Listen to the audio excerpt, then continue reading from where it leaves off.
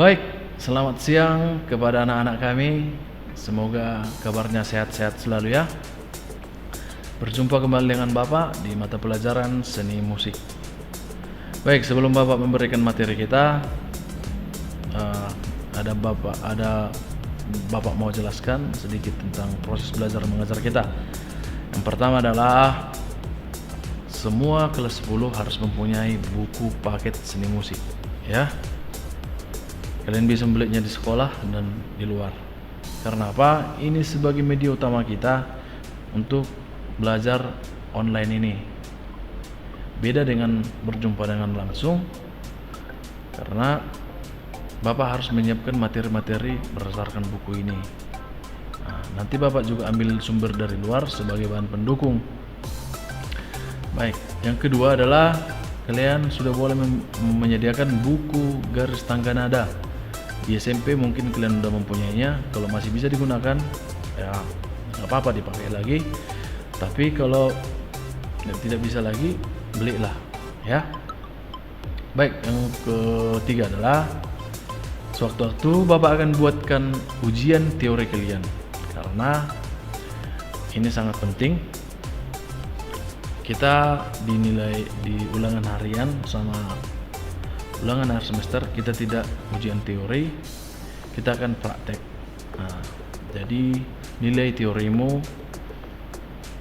kita ambil dari ujian teorimu yang akan Bapak buat, ya. Makanya persiapkan nanti dengan baik supaya nilaimu bagus. Itu sedikit tentang proses belajar mengajar kita. Bapak akan mulai materi kita. Jadi yang sudah mempunyai buku, kalian dapat melihat halaman 7. Kita akan belajar fungsi seni. Minggu lalu kan kita sudah belajar seni dan cabang-cabangnya. Nah, materi kita yang kedua ini adalah fungsi seni, di mana ini sangat berhubungan erat dengan cabang seni lainnya, ya.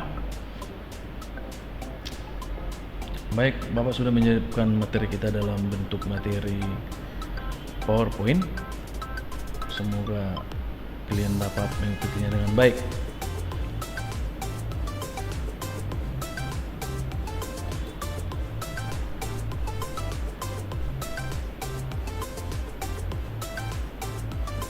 Baik, fungsi seni. Fungsi seni. Di dalam diri manusia sudah ada sebuah seni sejak ia lahir sampai sekarang gitu. Katakanlah si A ingin berpenampilan tampan, ganteng, atau si B ingin berpenampilan cantik. Kenapa mereka ingin berpenampilan seperti itu? Karena ada fungsinya. Fungsinya adalah mereka ingin terlihat indah. Itu dia. Ini sudah ada sejak zaman dahulu. Kita bisa melihat di masyarakat Nusantara, yaitu kita ambil contoh dari masyarakat Jawa, di mana mereka membangun Candi Borobudur dan Candi Prambanan sebagai ekspresi ritual atau upacara keagamaan. Nah, itu adalah sebuah karya seni yang sangat indah. Kalian bisa melihat gambarnya, atau siapa yang udah pernah ke sana pasti kagum dengan karya manusia zaman dahulu, ya. Bisa juga dilihat contoh lain dari masyarakat Jawa adalah menciptakan dan menggunakan musik lesung. Tahu lesung kan? Nanti Bapak tunjukkan gambarnya, atau yang sudah tahu bolehlah dibayangkan. Musik lesung, dia mempunyai kayu tongkat, tapi dia ditumbuk gitu. Nanti Bapak tunjukkan videonya. Baik, itu zaman dahulu. Zaman sekarang juga sudah seni itu, fungsi seni itu sudah semakin lebih kompleks. Dia lebih melebar, tidak hanya pada bagian seni musik, seni rupa, teater, ataupun tari. Kita bisa lihat di bidang makanan. Di bidang makanan itu semua sudah terdapat sebuah karya-karya seni. Bisa lihat contohnya desain iklannya. Desain iklannya contohnya minuman Coca-Cola, ataupun ada gambar rokok Marlboro atau Lucky Strike. Itu rokok bapak ya. Baik, kedua bidang perumahan. Di bidang perumahan kalian juga dapat melihat desain rumah sekarang. Ada yang sekarang lagi digemari rumah minimalis gitu. Walaupun kecil tapi cantik gitu, indah gitu. Tidak semua sekarang orang suka dengan rumah besar, tapi dengan rumah minimalis juga mereka sudah merasakan sebuah karya seni yang sangat bagus. Baik, yang ketiga di bidang sandang. Di bidang sandang juga sudah banyak kita lihat karya seni ya. Bisa kalian lihat di acara fashion show kan. Di acara fashion show itu sudah banyak menampilkan karya-karya desain baju yang sangat bagus, sangat menarik. Terakhir adalah sampai ke bidang otomotif. Di sini dapat kita lihat dengan nyata. Mungkin kalian mempunyai kendaraan bermotor, sepeda motor yang sangat sangat bagus desainnya. Contohnya sepeda motor Yamaha, Honda, sudah banyak. Jadi itu adalah karya seni yang mempunyai fungsi yang sangat mempengaruhi masyarakat. Karena apa? Apa yang dibuat indah itu pasti membuat manusia lainnya pasti tertarik. Nah, itu dia. Baik, dari seluruh fungsi itu bisa kita lihat dari kehidupan sehari-hari kita. Baik, kita masuk ke pertama, fungsi sebagai ekspresi jiwa. Nah,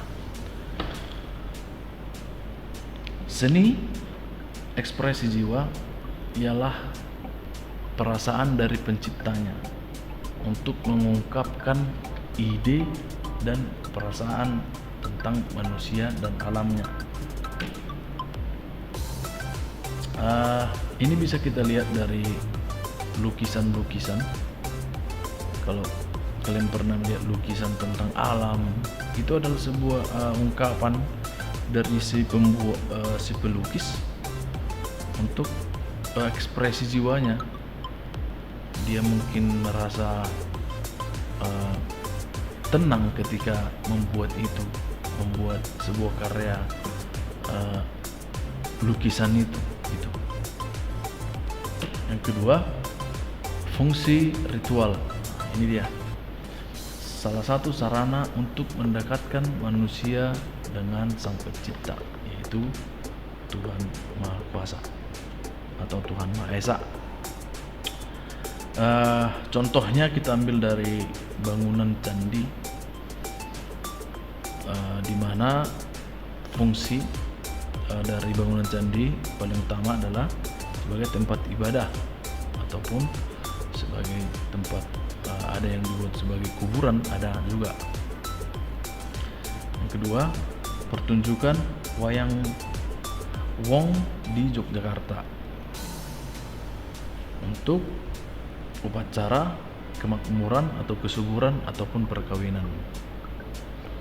Yang ketiga, pertunjukan tari baris gede di Bali yang digelar di pura bagian paling dalam dan ada tempat hadirnya para dewa.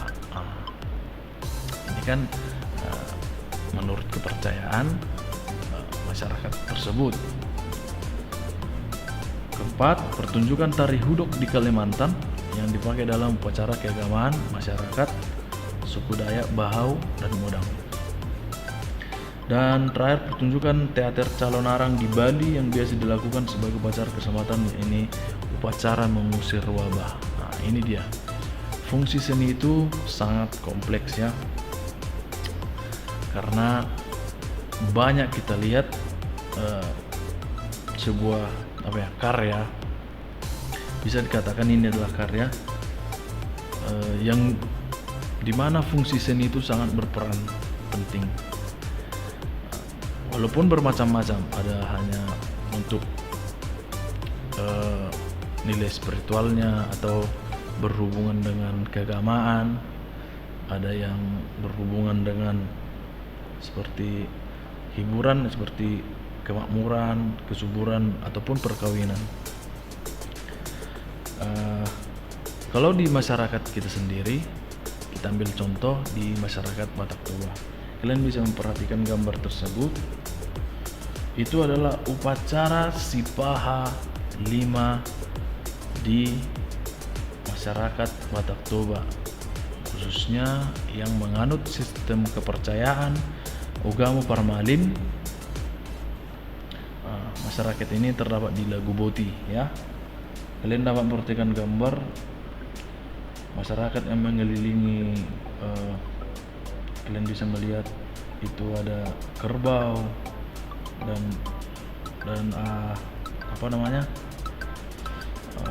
peralatan-peralatan yang mendukung untuk upacara tersebut. Ini sudah terjadi pada zaman dahulu sampai sekarang.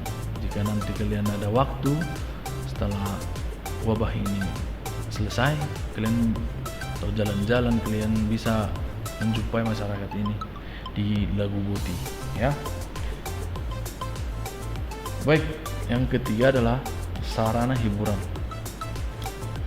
Dengan menikmati seni, manusia akan melupakan sejenak rutinitasnya dan memanjakan dirinya dengan berbagai kreasi manusia.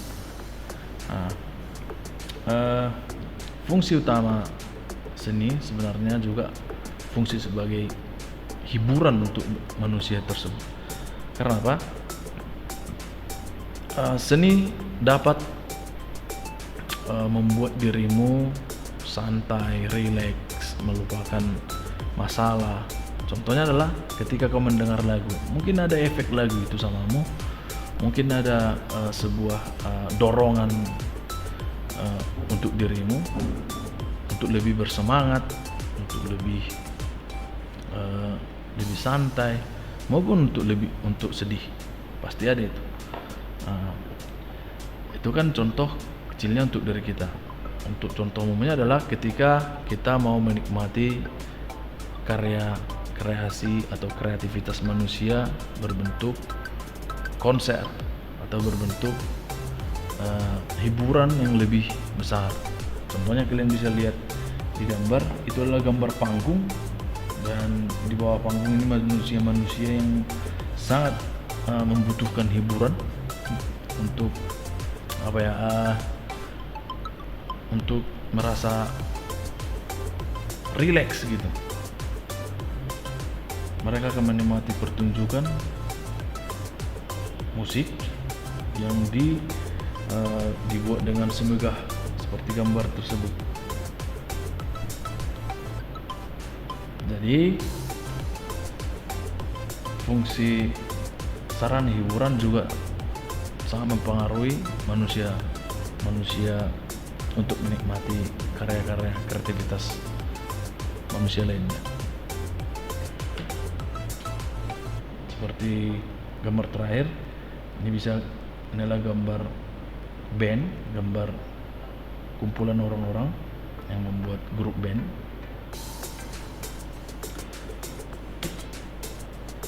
Baik, fungsi sarana ekonomi. Seni juga menjadi media manusia untuk memenuhi kebutuhan ekonomi.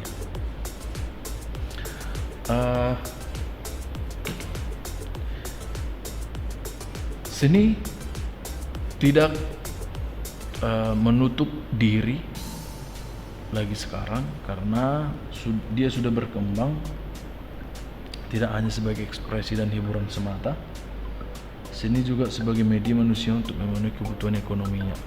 Bisa kita lihat gambar ini adalah gambar album, CD atau VCD ataupun kaset. Ini adalah karya-karya manusia yang diperjualbelikan. Untuk apa? Untuk membantu ekonomi para pelaku-pelaku seni ini gitu. Contohnya kalian dapat melihatnya di toko-toko musik gitu kan. Hasilnya kan mereka mendapat keuntungan ekonomi dari penjualan kaset mereka. Ekonomi mereka menjadi terbantu, nama mereka dikenal. Itu dia. Baik, itulah sedikit tentang fungsi seni Bapak jelaskan. Bapak harap kalian dapat mengikuti dengan baik, materi Bapak tersampaikan dengan baik. Ini dapat kalian bisa lihat nanti di YouTube, kalian dapat bisa mengulanginya. Dan yang paling penting adalah materi Bapak tersampaikan baik sama kalian ya. Baik, Bapak rasa cukup pertemuan kita pada hari ini, dan ini adalah pertemuan terakhir di bab pertama. Jadi untuk pertemuan bab ketiga nanti Bapak akan membuatkan tugas kalian. Baik, sekian dan terima kasih. Sampai jumpa di pertemuan selanjutnya. Salam sehat.